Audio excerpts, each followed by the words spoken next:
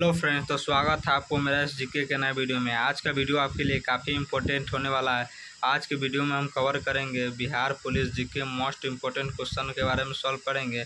अगर आपको थोड़ी सी भी मेरी मेहनत अच्छी लगी हो तो इस चैनल को कृपया लाइक एंड सब्सक्राइब जरूर कर दीजिएगा, ताकि मैं इस प्रकार के जब भी वीडियो पोस्ट करूँ तो आपके मोबाइल पर नोटिफिकेशन गिरते रहेगा। चलिए वीडियो को ज़्यादा लॉन्ग न करते हुए वीडियो को स्टार्ट करते हैं। चलिए क्वेश्चन नंबर 1 की ओर बढ़ते हैं। क्वेश्चन नंबर 1 में पूछा जा रहा है, भारत में राजस्थान की भौगोलिक स्थिति है। भारत में राजस्थान की भौगोलिक स्थिति है। क्वेश्चन नंबर 1 का आपका राइट आंसर हो जाएगा ए उत्तर पश्चिमी भाग। तो क्वेश्चन नंबर 1 का ये राइट आंसर हो जाएगा। चलिए क्वेश्चन नंबर 2 की ओर बढ़ते हैं। क्वेश्चन नंबर 2 में पूछा जा रहा है, विश्व में राजस्थान किस गोलार्ध में स्थित है। विश्व में जो राजस्थान है वह किस गोलार्ध में स्थित है। तो क्वेश्चन नंबर 2 का आपका राइट आंसर हो जाएगा बी उत्तर पूर्वी गोलार्ध। तो क्वेश्चन नंबर 2 का बी राइट आंसर हो जाएगा। क्वेश्चन नंबर 2 का बी राइट आंसर हो जाएगा। चलिए क्वेश्चन नंबर 3 की ओर बढ़ते हैं। क्वेश्चन नंबर 3 में पूछा जा रहा है, राजस्थान आकार में डैश है। राजस्थान आकार में डैश है। तो क्वेश्चन नंबर 3 का आपका राइट आंसर हो जाएगा पंख समांतर असम चतुर्भुजाकार रोम्बॉइड। तो क्वेश्चन नंबर 3 का बी राइट आंसर हो जाएगा। क्वेश्चन नंबर 3 का बी राइट हो जाएगा आपका। चलिए क्वेश्चन नंबर 4 की ओर बढ़ते हैं। क्वेश्चन नंबर 4 में पूछा जा रहा है, राजस्थान राज्य का कुल क्षेत्रफल लगभग कितना है। राजस्थान राज्य का कुल क्षेत्रफल लगभग कितना है। तो क्वेश्चन नंबर 4 का आपका ये राइट आंसर हो जाएगा 3.42 लाख वर्ग किलोमीटर। तो क्वेश्चन नंबर 4 का ये राइट आंसर हो जाएगा। चलिए क्वेश्चन नंबर 5 की ओर बढ़ते हैं। क्वेश्चन नंबर 5 में पूछा जा रहा है, क्षेत्रफल की दृष्टि से भारत में राजस्थान का क्या स्थान है, क्या है। क्षेत्रफल की दृष्टि से भारत में राजस्थान का क्या स्थान है। तो क्वेश्चन नंबर 5 का आपका राइट आंसर हो जाएगा बी पहला हो जाएगा। तो क्वेश्चन नंबर 5 का बी आपका राइट आंसर हो जाएगा। चलिए क्वेश्चन नंबर 6 की ओर बढ़ते हैं। क्वेश्चन नंबर 6 में पूछा जा रहा है, राजस्थान के उत्तर से दक्षिण एवं पूर्व से पश्चिम विस्तार क्रमशः कितना है। राजस्थान के उत्तर से दक्षिण एवं पूर्व से पश्चिम विस्तार कितना है। तो क्वेश्चन नंबर 6 का आपका राइट आंसर हो जाएगा ये हो जाएगा 826 किलोमीटर और 869 किलोमीटर। तो क्वेश्चन नंबर 6 का ये राइट आंसर हो जाएगा। चलिए क्वेश्चन नंबर 7 की ओर बढ़ते हैं। क्वेश्चन नंबर 7 में पूछा जा रहा है, राजस्थान के उत्तर से दक्षिण तथा पूर्व से पश्चिम विस्तार में कितना है। तो क्वेश्चन नंबर 7 का आपका राइट आंसर हो जाएगा बी हो जाएगा 43 किलोमीटर। क्वेश्चन नंबर 7 का बी राइट आंसर हो जाएगा। चलिए क्वेश्चन नंबर 8 की ओर बढ़ते हैं। क्वेश्चन नंबर 8 में पूछा जा रहा है, निम्न जिलों को पूर्व से पश्चिम क्रम में व्यवस्थित करें, बूंदी, अजमेर, उदयपुर, नागौर।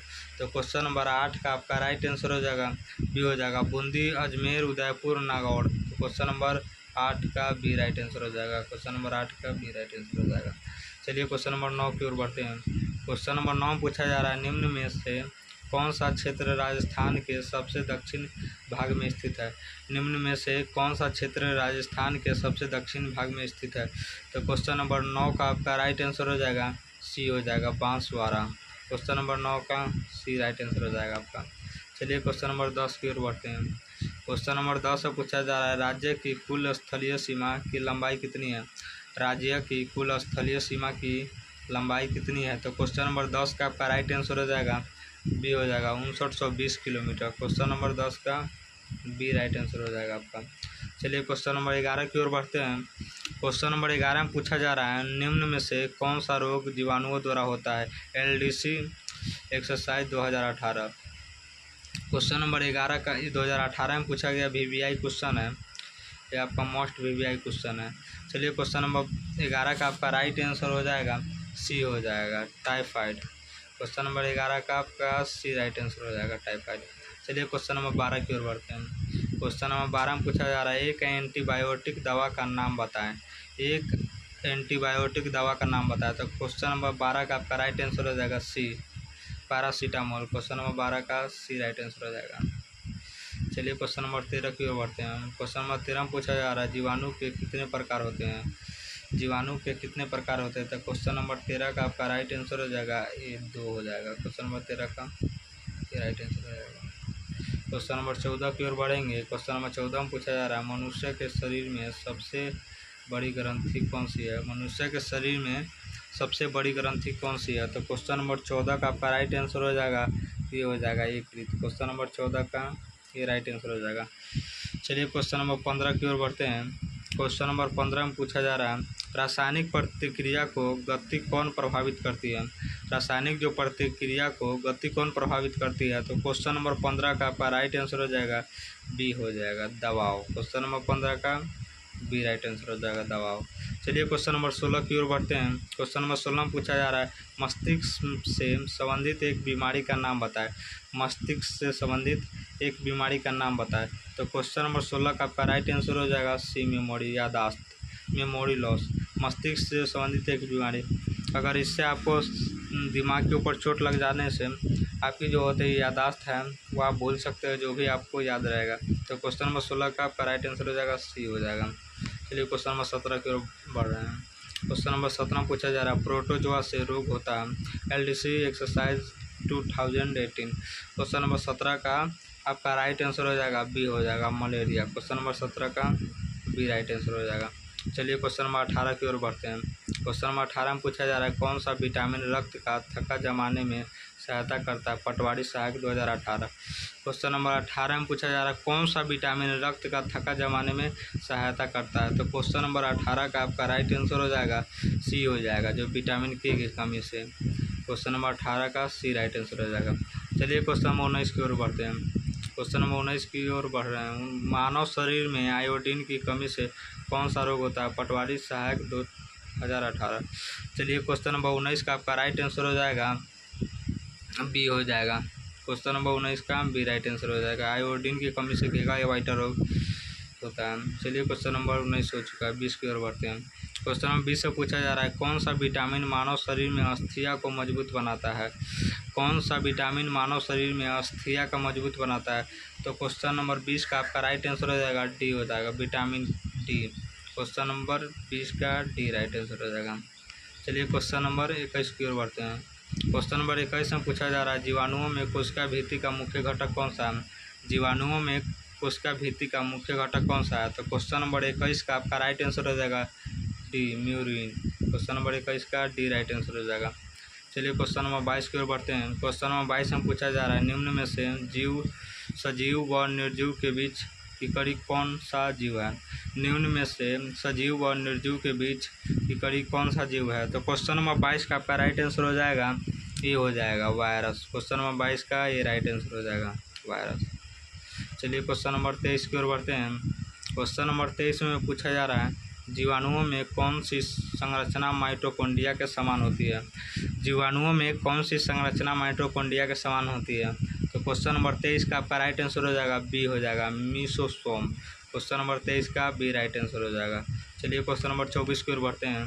क्वेश्चन नंबर 24 में पूछा जा रहा है निम्न में से कौन सा जीवाणु NIF जीन के संश्लेषण में प्रयुक्त किया जाता है।